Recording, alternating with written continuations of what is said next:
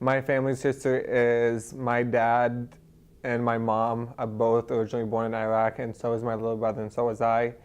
And the reason we kind of left was because my dad used to work as a private contractor for the US military, and working for them kind of put a target on him.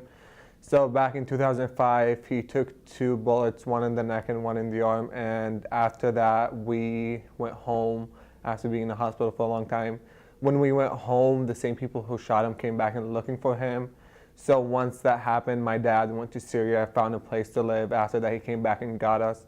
So when he first got shot, we didn't know about it because he used to travel and be like, but when he did travel, he'd come home, get stuff like, oh, I'm going out of town, I'm gonna go for travel for work. But when he got shot, my mom's brother worked with my dad. So he came and told us, oh, he had to leave out of town for a work emergency. And we didn't find out after 5 days later when he was in the hospital that he's been shot. I didn't know as a kid what was going on until I went to the hospital and saw my dad laying there.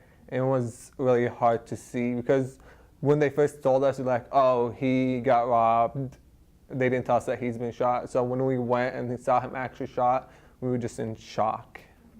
So in about 2006, we moved to Syria. So in Syria, we lived there for about 2 years. Then we applied for the UN.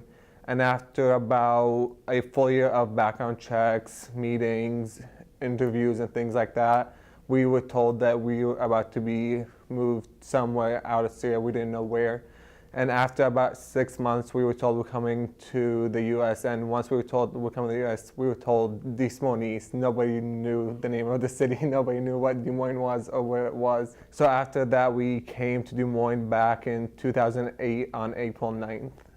When we first came here, we were one of the first families of refugees into Des Moines. So it was very difficult not knowing anybody and not knowing where things were, how to know any people, how things were, going to school without knowing anybody, having to make new friends, having to meet new people, and the language barrier was very difficult at a young age because you're used to speaking to everybody in the same language and you know everybody as a kid. Then as a kid, you move to somewhere where you don't speak the same language and have to learn that. That's really difficult. Then you have to help your family transition into a new society as well, which is very difficult. One of the biggest things was just back home was so family oriented.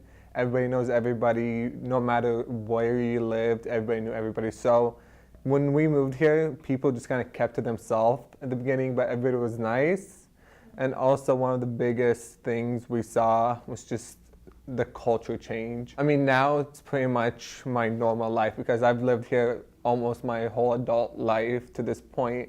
So going about my everyday life, I just feel like this is my home now, but I also have a second home where my family is.